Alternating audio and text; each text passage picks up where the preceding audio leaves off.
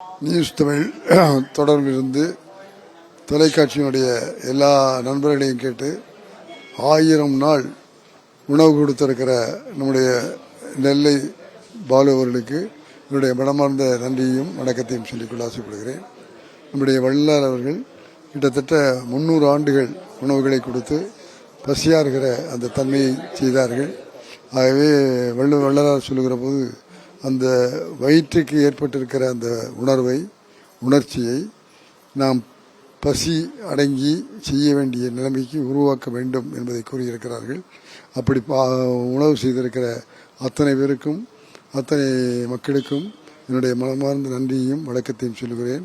சென்னையிலிருந்து நான் கிட்டத்தட்ட 60 ஆண்டுகளுக்கு மேலே ஏவிஎம் ஸ்டுடியோவில் பணியாற்றி வேலை செய்து உதவி இயக்குநராக இருந்து இயற்கையை பார்க்கிறதாக இருந்து அதன் பிறகு படப்படியாக வளர்ந்து எல்லாரையும் வளர்த்து கிட்டத்தட்ட இன்னைக்கு 71 படங்களை நான் இயக்கி இருக்கிறேன் என்பதை மகிழ்ச்சியோடு உங்களிடத்தில் பகிர்ந்து கொள்ள ஆசைப்படுகிறேன்.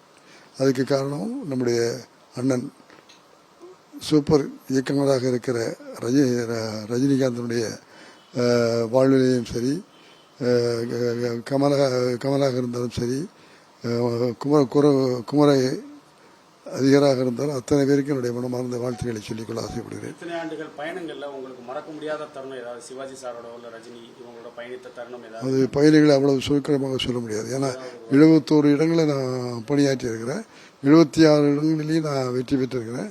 அதில் வெற்றி பெற்றிருக்கிற அத்தனை இளைஞர்களுக்கும் என்னுடைய மனமார்ந்த வாழ்த்துக்களையும் பாராட்டுகளையும் தெரிவித்துக் கொள்ள ஆசைப்படுகிறேன். வரக்கூடிய இளம் இயக்குநர்களுக்கு, தயாரிப்பாளர்களுக்கு, நடிகர்களுக்கு நீங்க சொல்ல விரும்பக்கூடிய கருத்து என்ன எதிர்பார்க்கலாம் நம்ம தமிழகத்தில்? நிச்சயமாக அவர்கள் பாராட்டுக்குரியவர்களாக அவர்களை நான் மனதார வளர்ந்துகிறேன். நான் ஒரு மூத்த இயக்குநராக இருப்பதனாலே இன்றைக்கு வந்திருக்கிற இளைய தலைமுறைக்கு என்னுடைய மனமார்ந்த வாழ்த்துக்களும் பாராட்டுகளையும் தெரிவித்துக் கொள்ள ஆசை. காலகட்டத்தில் இருந்தது மாதிரி இப்போ திரையரங்குகளோட எண்ணிக்கை குறைவாயிடுச்சு. அப்போ வெளியில ஓடிடி போன்ற தளங்களில் வெளியிடக்கூடிய ஒரு சூழ்நிலை இருக்கு. இது எப்படி பாக்குறீங்க நீங்க? திரையமாக இருக்கு அப்படின்னு தான் சொல்ல முடியாது. நிச்சயமா அது நல்ல முறையில் வளர்ந்திருக்கு. பல பேரும் அதனால புகழ் பெற்றிருக்கிறார்கள். உலக அளவுக்கு நம்முடைய தமிழர்கள், தமிழில் இருக்கிற இளைஞர்கள் நிச்சயமாக பாராட்டு பெறக்கூடிய அளவுக்கு வெற்றி பெற்றிருக்கிறார்கள்.